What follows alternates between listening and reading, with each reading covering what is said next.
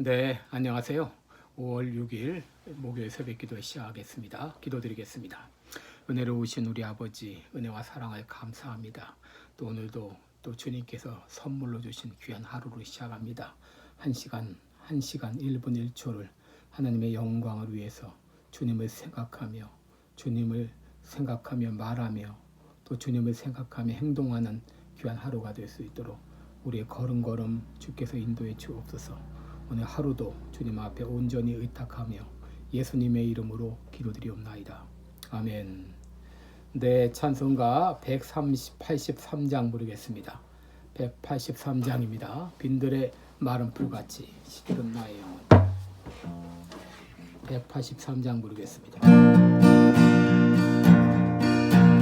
빈들의 마른 풀같이 시들은 나의 영혼, 주님의 허락한 성령 간절히 기다리네. 가물어 메마른 땅에 단비를 내리시듯 성령의 단비를 부어 새 생명 주옵소서. 반가운 빗소리 들려 단천이 춤을 추네. 봄비로 내리는 성령 내게도 주옵소서. 가물어 메마른 땅에 단비를 내리시듯 성령의 단비를 부어 새 생명 주옵소서. 절 따라 우러를 내려 조목이 무성하리. 갈급한 내 심령 위에 성령을 부소서. 가물어 메마른 땅에 단비를 내리시듯 성령의 단비를 부어 새 생명 주옵소서. 참되신 사랑의 언약 어길 수 있사오랴. 오늘의 흡족한 은혜 주실 줄 믿습니다. 가물어 메마른 땅에 단비를 내리시듯 성령의 단비를 부어 새 생명 주옵소서.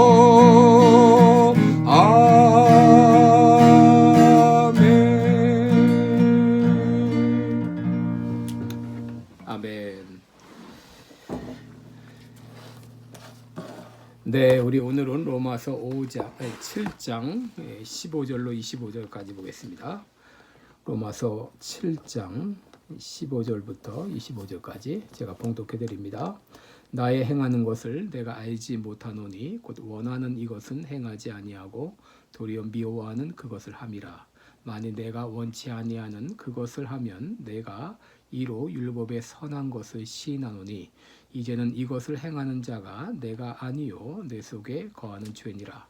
내 속 곧 육신의 선한 것이 거하지 아니하는 줄을 아노니 원함은 내게 있으나 선을 행하는 것은 없노라. 내가 원하는 바 선은 하지 아니하고 도리어 원치 아니하는 바 악은 행하노도다. 만일 내가 원치 아니하는 그것을 하면 이를 행하는 자가 내가 아니요 내 속에 거하는 죄니라. 그러므로 내가 한 법을 깨달았나니 곧 선을 행하기 원하는 나에게 악이 함께 있는 것이로다. 내 속사람으로는 하나님의 법을 즐거워하되 내 지체 속에서 한 다른 법이 내 마음의 법과 싸워 내 지체 속에 있는 죄의 법 아래로 나를 사로잡아 오는 것을 보는도다. 오라, 나는 곤고한 사람이로다. 이 사망의 몸에서 누가 나를 건져내랴. 우리 주 예수 그리스도로 말미암아 하나님께 감사하리로다. 그런즉 내 자신이 마음으로는 하나님의 법을 육신으로는 죄의 법을 섬기노라. 아멘. 네, 오늘은 죄의 실체라는 제목을 가지고 말씀을 나누도록 하겠습니다. 어제 율법의 기능에 대해서 말씀드렸는데 율법의 기능에는 크게 두 가지의 기능이 있다. 첫째는 삶의 표준을 제시하는 기능, 둘째는 그것을 지키지 못할 때 정죄하는 기능, 이 두 가지 기능이라고 말할 수 있습니다. 그러므로 율법은 나의 죄를 고발하고 나의 약점을 드러내므로 부담스럽고 부정적으로 인식을 가지고 있습니다. 그러나 율법 자체가 나쁜 것은 아니죠. 율법대로 살지 못하는 내 자신이 문제가 될 것입니다. 간혹 사람들은 왜 하나님이 선악과를 만들어 놓아서 죄를 짓게 했느냐 이런 질문을 합니다. 선악과가 없었다면 따먹지 않았을 것이고 죄를 짓지 않았을 것 아닙니까? 이렇게 반문하는 것이죠. 여러분, 이것은 법을 어긴 후에 왜 그런 법을 만들어 놓았습니까? 하는 것과 같습니다. 그러나 이 법이 나쁜 것이 아니라 이 법을 어긴 사람이 나쁜 것이죠. 그렇다면 우리를 이 죄로 인도하는 이 죄의 실체는 무엇인가? 오늘 함께 말씀을 나누겠습니다. 첫째로 이 죄의 실체는 바로 내 안에 거한다는 것입니다. 사도 바울은 17절에서 이제는 이것을 행하는 자가 내가 아니요 내 속에 거하는 죄니라 라고 했습니다. 이 바울은 내 자신과 내 속에 거하는 죄를 구별하고 있습니다. 내가 있고 내 속에 거하는 죄가 있습니다. 여기 나라고 하는 것은 사람의 인격을 말하고요. 나 외에 속에 거하는 죄가 있음을 말하고 있습니다. NIV 성경에서는 이것을 I myself로 그렇게 구분해 놓았습니다. 18절에서도 내 속, 내 육신에 선한 것이 거하지 않는다라고 말했고 20절에서도 내가 아니요 내 속에 거하는 죄라라고 말하고 있습니다. 23절에서는 내 마음의 법과 내 지체 속에서 한 다른 법을 구분하고 있는 것을 보게 됩니다. 바로 이 구절들은 죄의 근원이 어디인가를 우리에게 말해주고 있는데 바로 죄의 근원은 내 속에서 시작이 된다고 하는 것입니다. 로마서 5장 12절을 보면 한 사람 아담 때문에 죄가 세상에 들어오고 그 죄로 말미암아 사망이 들어왔다 그렇게 말했는데 예로 이는 아담으로 인한 죄의 뿌리가 내 안에 들어와 앉아 있다는 것입니다. 시편 51편 5절에서 5번은 다윗은 내가 죄악 중에 출생하였으며 모친이 죄 중에 나를 잉태하였다 이렇게 말합니다. 이 구절들은 죄가 처음부터 우리 안에 내재되어 있다고 하는 것을 말하고 있는 것입니다. 여러분, 환경론자들은 아이들을 좋은 여건 속에서 교육시키기만 하면 죄와 상관없는 사람으로 키울 수 있다 이렇게 말을 합니다. 장작 그루소 같은 사람은 아이들을 자연 그대로 둬라 이것보다 더 좋은 교육은 없다 이렇게 말을 합니다. 물론 좋은 교육을 위해서 좋은 교육 환경이 필요합니다. 그러나 성경은 죄가 바깥에서부터 들어오는 것이 아니라 내 안에 내재되어 있다라고 말합니다. 예수님도 입으로 들어가는 것이 나를 더럽게 하는 것이 아니라 내 입에서 나오는 것이 사람을 더럽게 한다라고 말했습니다. 여러분, 예수님 당시 바리새인들의 별명 중에 하나가 상처투성이의 바리새인입니다. 여러분, 예전에 바리새인들은 여자들을 음란을 일으키는 요인으로 생각했습니다. 그래서 여자가 앞을 지나가면 눈을 감았습니다. 눈을 감고 이리저리 가다 보니까 부딪혀서 상처투성이가 되었다고 하는 것이죠. 그러나 이 죄의 본성은 바로 내 안에 있다고 하는 것입니다. 도대체 우리가 죄의 실체에 대해서 말할 것은 이 죄의 실체는 강력하다고 하는 것입니다. 18절 19절에 보시면 내 속 곧 내 육신에 선한 것이 거하지 아니하는 줄을 아노니 원함은 내게 있으나 선을 행하는 것은 없노라 그랬습니다. 내가 원하는 바 선은 하지 아니하고 도리어 원치 아니하는 바 악을 행하노도다. 여러분, 이 구절은 죄의 실체가 얼마나 강력한지를 보여주고 있습니다. 선을 행하고자 하는 마음은 있지만 오히려 악을 행하고 있다고 하는 것입니다. 15절에서는 악을 미워하고 있지만 오히려 그 악을 행하고 있다고 말합니다. 안간 힘을 다해 죄를 이기려 하지만 오히려 정반대의 일을 하고 있다고 하는 것입니다. 바로 사도 바울은 자신의 실체보다 더 강한 죄의 실체를 고발하고 있는 것입니다. 이 죄의 실체가 얼마나 강력한지 24절을 보게 되면 오호라 나는 곤고한 사람이로다. 이 사망의 몸에서 누가 나를 건져내랴 하면서 절규했던 것을 보게 됩니다. 여러분, 이 땅에서 일어나고 있는 모든 범죄들은 옳고 그름을 몰라서가 아닙니다. 도덕교육을 받지 못해서가 아닙니다. 문제는 그렇게 살 수 있는 능력을 제공하지 못한다는 데 있습니다.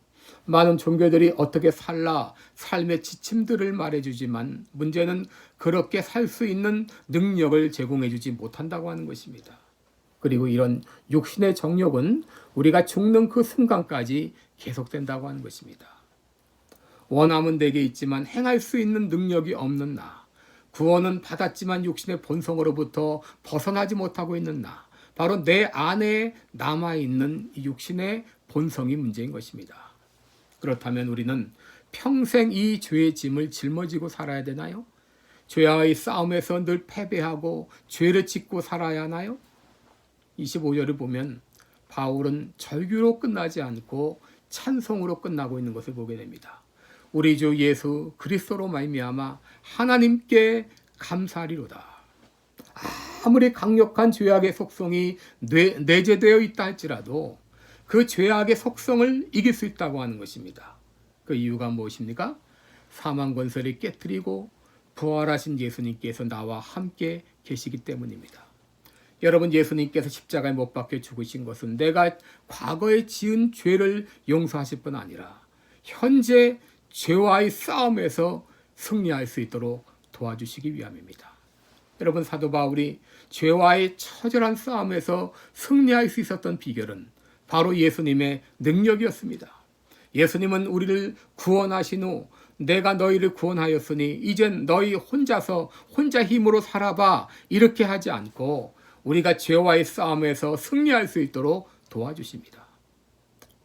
여러분, 죄의 실체가 얼마나 강력한지 이것은 맑은 물이 한가득 있다 할지라도 거기에 잉크 한 방울 떨어뜨리는 것과 같습니다. 여러분, 맑은 물이 한가득 있다 할지라도 한 방울 이 잉크를 한 방울 먹물을 거기 떨어뜨리면 그 물이 전부 명물로 바뀌는 것입니다. 그 물은 먹지 못할 물이 되는 것입니다. 그만큼 죄의 실체는 강력합니다.